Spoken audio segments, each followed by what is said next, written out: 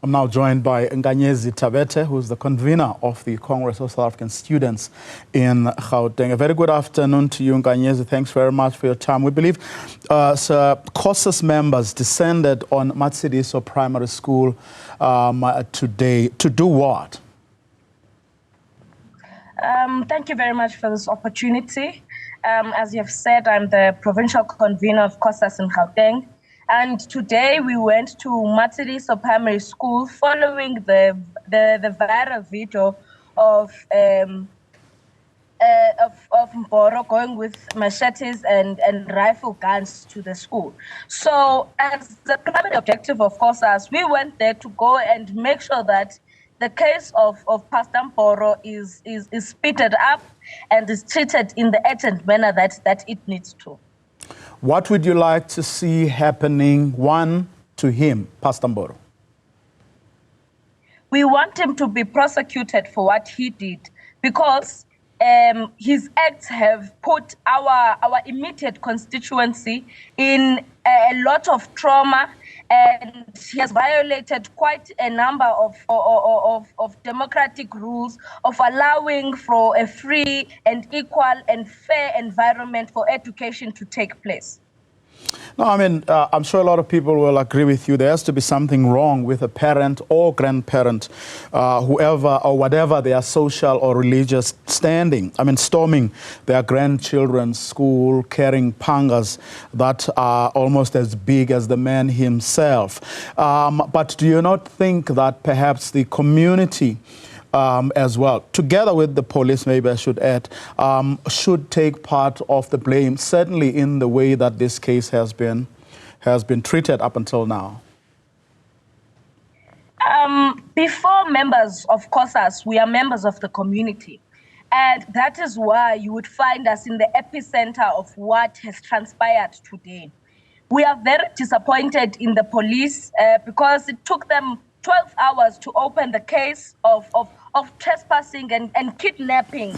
That just shows that it should indeed be the effort of the community, because the school cannot be isolated on its own. The school, the custodians of the school environment are, of course, stakeholders such as police enforcement, your NGOs, your CPFs, and also community members, because learners of schools come from communities, and the justice that would have been served and Pastor Mboro being prosecuted would mean that we are collectively deciding to protect schools, because our schools are now becoming a playground of violence. They're becoming a playground of whomever has their own itching issues, and they now want to escalate it to the school place.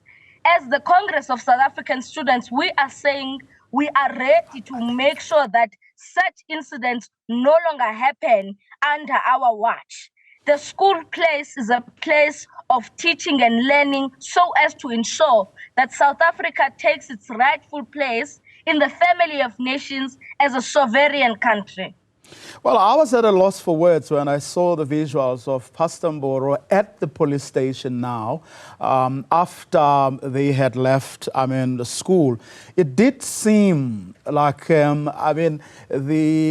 was in charge at the police station. The visuals are playing as we speak. The chaos that ensued there with police apparently, clearly not in charge, but also, seemingly protecting Pastor Mboro, who was also, enjoying the protection. I don't know if you saw those visuals. We are actually playing them as we speak. These visuals, we've seen it, and besides the visuals that are being played now on screen, the touch of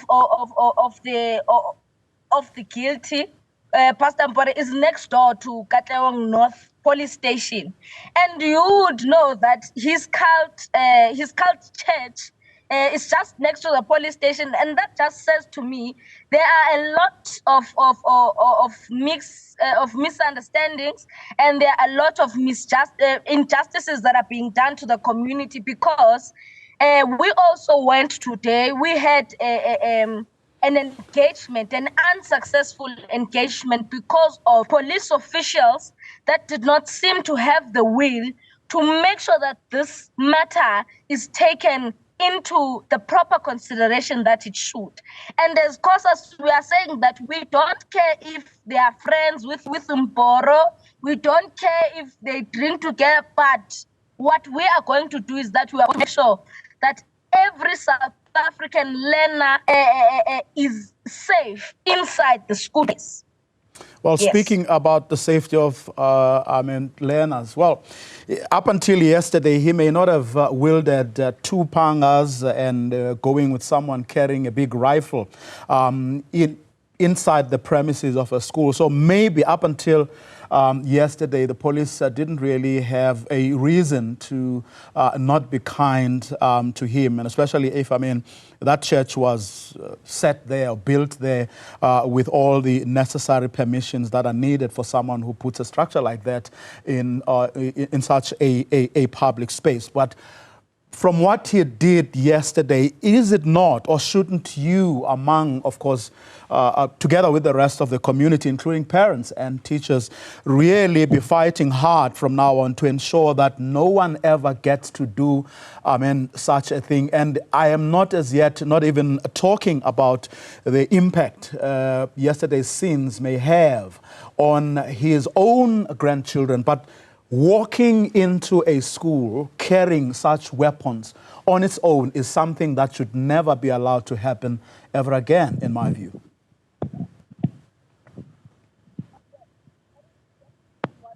Ganyezi? Please unmute.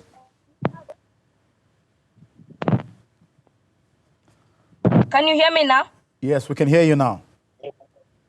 Yes, I'm saying that we are going to be hosting bilateral meetings with the Department of our sister organization, the Progressive Teacher Union, SATU, NASCOP, and the Premier of Gauteng, to make sure that this situation never happens and that we indeed take Gauteng and grow it together. Because such situations, they present an opportunity for us to work together and to show the maturity and to show the growth of democracy. We cannot fight a fight of the Freedom Charter where we say everyone must be allowed to go to the school, gain their education. So what we are going to do is that we are going to be firm in schools that has been lacking, and it needs everyone to be on board with us and help us to make sure that students do get their education and understand we would in our aims and tips of this gigantic scholar movement. Kanyezi Tawete, thank you very much for your time. She's, of course, the convener of the Congress of South African Students in the province of Gauteng.